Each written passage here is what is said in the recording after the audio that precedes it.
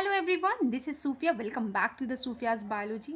इस वीडियो में हम ग्लाइकोलाइसिस पढ़ेंगे और ये जो ग्लाइकोलाइसिस है ये दो टर्म से बना एक वर्ड है। ग्लाइको मीन्स शुगर और स्वीट, और लाइसिस मीन्स दूसरा जो टर्म हमारा लाइसिस है उसका मतलब होता है स्प्लिटिंग या फिर ब्रेक डाउन। ओके, सो यहाँ पे क्या हो रही है, एक स्वीट मॉलिक्यूल की शुगर मॉलिक्यूल की क्या हो रही है, स्प्लिटिंग हो रही है। इस स्प्लिटिंग से क्या होगा, हमें एनर्जी मिलेगी। और ये एनर्जी कहाँ पे यूज़ होगा, ये सेल एनर्जी को यूज़ करेगा, यानी कि every living cell requires energy. उन्हें एनर्जी की ज़रूरत पड़ती है, क्यों? कुछ वर्क होते हैं जिसे उन्हें परफॉर्म करना होता है, और वो काम कैसे क्या क्या हो सकते हैं, मूवमेंट हो सकती हैं, मेंटेनेंस हो सकती हैं, या फिर सिंथेसिस ऑफ सेलुलर कंपोनेंट्स हो सकते हैं। ओके, सो सेल को क्या होती है, इन वर्क्स को करने के लिए कुछ एनर्जी की ज़रूरत होती है, और तो वो क्या करते हैं, इन एनर्जी को यूज़ करते हैं। ठीक है, so respiration is a metabolic process in which free energy released from the oxidation of organic compound, यानी कि ऑर्गेनिक कंपाउंड का ऑक्सीडेशन हुआ, उससे फ्री एनर्जी मिली, और इस प्रोसेस को जो बोलते हैं रिस्पिरेशन। ओके, सो रिस्पिरेशन कितने टाइप के होते हैं, दो टाइप के होते हैं, एरोबिक रिस्पिरेशन और एनारोबिक रिस्पिरेशन।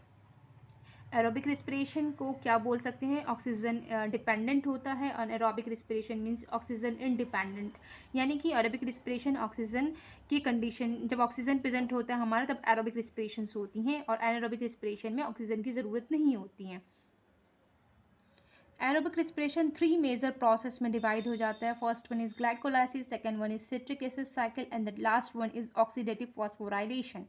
ओके, ग्लाइकोलाइसिस एक यूनिक पाथवे है जो कि एरोबिक कंडीशंस में as well as anaerobic conditions दोनों में ही होती हैं। ठीक है, और ग्लाइकोलाइसिस इट मीन्स कॉमन होता है दोनों ही टाइप के रिस्पिरेशन में। ठीक है, लेकिन जो ग्लाइकोलाइसिस एरोबिक कंडीशंस में होती हैं उसमें जो नेट एटीपी का सिंथेसिस होता है वो 7 होता है, वाइल जो ग्लाइकोलाइसिस एनारोबिक रिस्पिरेशन में होती है उसमें जो नेट एटीपी का सिंथेसिस होता है वो 2 ही होता है। ओके, सो दोनों ग्लाइकोलाइसिस की स्टेप सेम होती है, सब चीज़ का फॉर्मेशन भी सेम होता है सारी चीज़ का।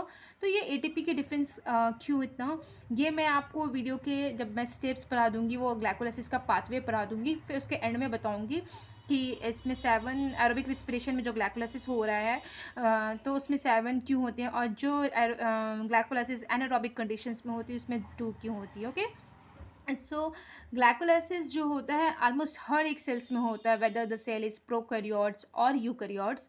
ओके, और ये सेल्स के कहाँ होता है, साइटोसोल्स होता है। अगेन, चाहे सेल प्रोकैरियोट्स हो या फिर यूकैरियोट्स हो, इसका लोकेशन सेम होता है, साइटोसोल्स में ही होता है। ओके, तो साइटोसोल क्या है, साइटोसोल एक एक्वस कंपोनेंट होती हैं साइटोप्लाज्म की। ओके, तो चलते हैं, अब हम देखते हैं जो ग्लाइकोलाइसिस का पाथवे क्या है। अब हम उस प्रोसेस को, स्टेप्स को अच्छे से डिटेल में पढ़ते हैं।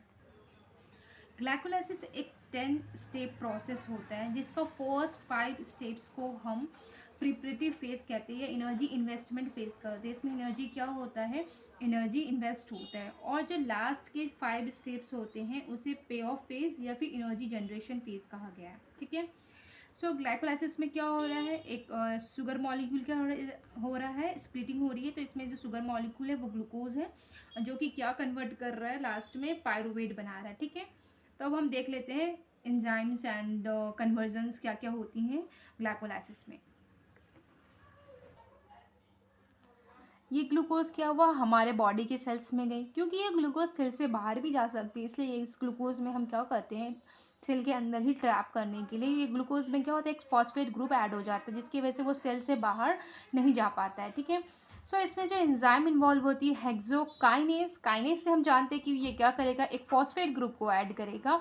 सो ये क्या करता है, एक फॉस्फेट ग्रुप को ऐड करता है। ये फॉस्फेट कहाँ से आता है, एटीपी से आता है। ये क्या करता है, एटीपी ट्राईफॉस्फेट को एडीपी में कन्वर्ट कर देता है, और इस काइनेज को, एक हेक्सोकाइनेज को एक मेटल डाइवेलेंट की ज़रूरत होती है, सच एज Mg2+ या फिर Mn2+। ओके, एंड ये प्रोसेस स्टेप्स जो होता है वो इरिवर्सिबल होती हैं।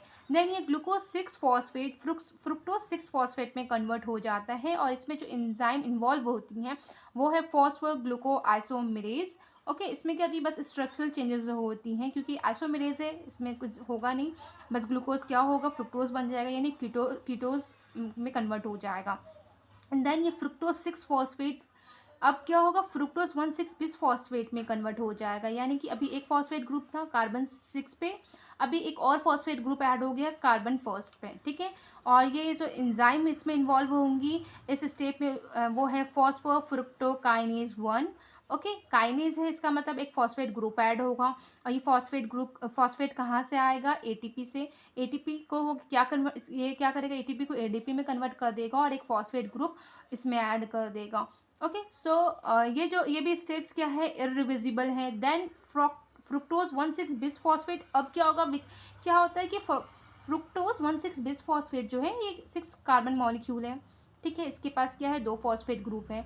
पर ये एंजाइम एक है जिसका नाम है एल्डोलेज, वो क्या करेगा, इस फ्रुक्टोज 1,6 बिसफॉस्फेट को 2 मॉलिक्यूल में कन्वर्ट कर देगा। और ईच मॉलिक्यूल क्या होंगे, 3 कार्बन के होंगे।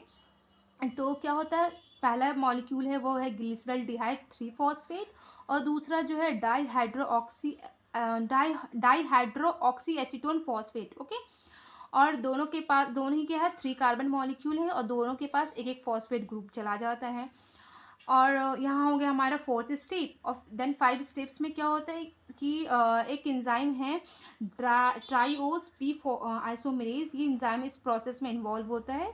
ये क्या करता है, बेसिकली आइसोमेरेज यानी कि स्ट्रक्चरल चेंजेस होंगी, यानी कि डाईहाइड्रोक्सी एसीटोन फॉस्फेट कन्वर्ट हो जाएगा ग्लिसरल्डिहाइड 3 फॉस्फेट में, या फिर ग्लिसरल्डिहाइड 3 फॉस्फेट क्या हो जाएगा, डाईहाइड्रोक्सी एसीटोन फॉस्फेट में कन्वर्ट हो जाएगा। ये जो ग्लिसरल्डिहाइड 3 फॉस्फेट है ये क्या करेगा, आगे बढ़ जाएगा। ओके, आगे के पाथवे में की तरफ जाएगा, क्योंकि डाईहाइड्रोक्सी एसीटोन फॉस्फेट तो ग्लिसरल्डिहाइड 3 फॉस्फेट ही बनेगा। ग्लिसरल्डिहाइड 3 फॉस्फेट अब क्या होगा, 1,3 बिस फॉस्फोग्लिसरेट में कन्वर्ट हो जाएगा। और इस स्टेप्स में जो एंजाइम इन्वॉल्व होंगी उसका नाम है ग्लिसरल्डिहाइड 3 फॉस्फेट डिहाइड्रोजिनेज। ओके, इस स्टेप में क्या होती है, 2 स्टेप्स होती हैं। पहला तो ये एल्डिहाइड क्या होगा, ऑक्सीडाइज हो जाएगा और कार्बोक्सिलिक एसिड में कन्वर्ट हो जाएगा नैड की हेल्प से, ठीक है। नैड क्या करेगा, इसे ऑक्सीडाइज करके कार्बोक्सिलिक एसिड बन जाएगा। अब ऑक्सीडेशन हुई है तो रिडक्शन भी होगी, तो ये नैड क्या करेगा, NADH में रिड्यूस हो जाएगा। ओके, एंड देन जो हमारा ऑक्सीडाइज कार्बोक्सिलिक एसिड है ना, उसमें एक फॉस्फेट ग्रुप ऐड हो जाएगा। और इस बार जो फॉस्फेट ग्रुप ऐड होगा वो क्या होगा, वो इनऑर्गेनिक फॉस्फेट होगा। ओके, तो यहाँ पे क्या हो जाएगा, 2 फॉस्फेट ग्रुप आ गए वापस से।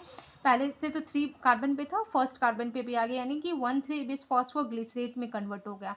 ओके, एंड देन ये किस में कन्वर्ट हो जाएगा, 3 फॉस्फोग्लिसरेट। अब इस स्टेप में जो एंजाइम है उसका नाम है फॉस्फोग्लिसरल्डिहाइड काइनेज। ओके, और इसमें क्या होगा, एडीपी से एटीपी बन गया, ठीक है। यहाँ पे काइनेज ने क्या किया, एक फॉस्फेट ग्रुप को ही रिमूव कर दिया। और क्या हो गया, और किसका फॉर्मेशन हो गया, एटीपी का फॉर्मेशन हो गया। क्योंकि एटीपी की फॉर्मेशन हुई तो इसे हम क्या बोलेंगे, सबस्ट्रेट लेवल ऑफ फॉस्फोराइलेशन।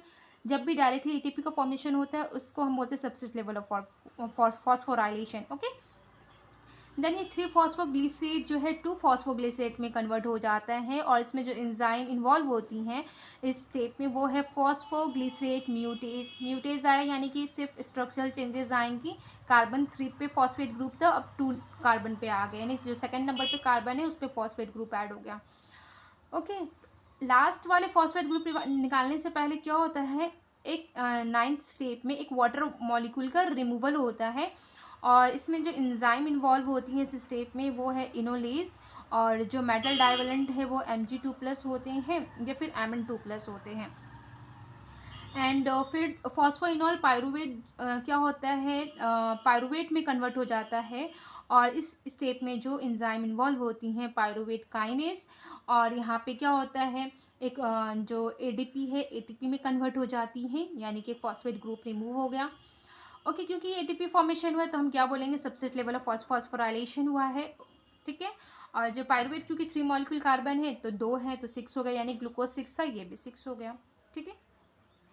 तो हम नेट जो हमारा नेट प्रोडक्शन कितनी एटीपी का हम देख लेते हैं, ठीक है।